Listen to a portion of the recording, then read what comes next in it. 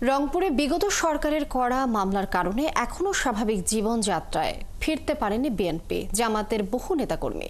তাদের অভিযোগ, বিরোধী মত দমনের নামে গত 15 বছরে বিচার বহির্ভূত হত্যা সহ পুরো বিভাগে 1,500 মামলা হয় বিএনপি জামায়াতের নেতাকর্মীদের নামে। দ্রুত এসব মামলাগুলোর নিষ্পত্তি চান তারা। শাহবাইজিদ আহমেদের প্রতিবেদন। রংপুর মিঠাপুকুর উপজেলার লতিফপুর ইউনিয়ন জামাতের সেক্রেটারি নাজমুল হুদা লাবলু 2015 সালের 8ই মার্চ গ্রেপ্তারের পরদিনই ক্রসফায়ারে নিহত হন। তার পরিবার বলছে, একদিন আগে বাড়ি থেকে তুলে নিয়েছিল আইন শৃঙ্খলা বাহিনী। তাদের সাথে ছিলেন আওয়ামী লীগের কয়েকজন স্থানীয় নেতাকর্মী।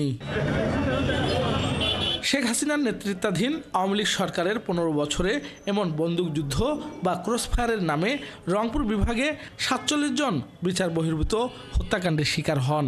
বিরোধী মতের হাজার হাজার নেতাকর্মীর নামে মামলা হয়। বিএনপি নেতারা জানান, জাতীয় নির্বাচনের আগে ও পরে ধরপাকড় বেড়ে যায়, দলের নেতাকর্মীরা ঘর ছাড়া হয়। দেশনেত্রী বেগম খালেদা জিয়া থেকে শুরু করে আমাদের বিএনপির ভারপ্রাপ্ত চেয়ারম্যান জননেতা তারেক রহমান সহ সারা বাংলাদেশের লক্ষ লক্ষ নেতা কর্মীর নামে মিথ্যা গায়েবী মামলা, বিভিন্ন রকম হয়রানিমূলক মামলা এগুলো দায়ের করেছে। এই মামলাগুলো বিভিন্ন সময় বিভিন্নভাবে সরকার বিরোধী আন্দোলনকে দমন করার লক্ষ্যে মূলত এই মামলাগুলো করা হয়েছে। জামাত নেতারা জানান, আওয়ামী লীগের 15 বছরের শাসন আমলে সর্বোচ্চ নির্যাতন নেমে আসে তাদের দলীয় নেতাকর্মীদের উপর। আমরা জামাত আছে, শিবির আছে, ছাত্রদল আছে, যুবদল আছে, বিএনপি আছে বা আদার যে বিরোধী দলগুলো আছে, একই মামলায় অসংখ্য দলের নেতাকর্মী সেখানে রয়েছে। বিরোধী দলের উপরে যে মামলাগুলো হয়েছে, এই মামলাগুলোর সাথে আমাদের কোনো দ্রুততম সম্পর্ক নেই। সুতরাং বর্তমান অন্তর্বর্তীকালীন সরকারের কাছে আমাদের জোর দাবি হচ্ছে অতি দ্রুত এই মামলাগুলো নিষ্পত্তি করে আমাদেরকে মুক্ত করা।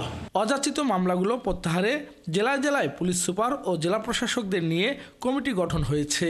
দ্রুত মামলাগুলো নিষ্পত্তি হবে। সরকার একটা সিদ্ধান্ত নিয়েছেন যে মামলাগুলো যেগুলো মানে দলীয় কারণে যে মোকদ্দমাগুলো, দলীয় বিবেচনায় যে মোকদ্দমাগুলো উৎপত্তি হয়েছে, এগুলো নিষ্পত্তি করার জন্য একটা কমিটি গঠন করে দিয়েছেন। এ নিয়ে রংপুরের রাজনৈতিক বিশ্লেষকরা জানান, বিরোধী মত দমনে আগামীতে যেন এ ধরনের ঘটনার পুনরাবৃত্তি না হয়, সেজন্য সবার সতর্ক দৃষ্টি থাকা দরকার।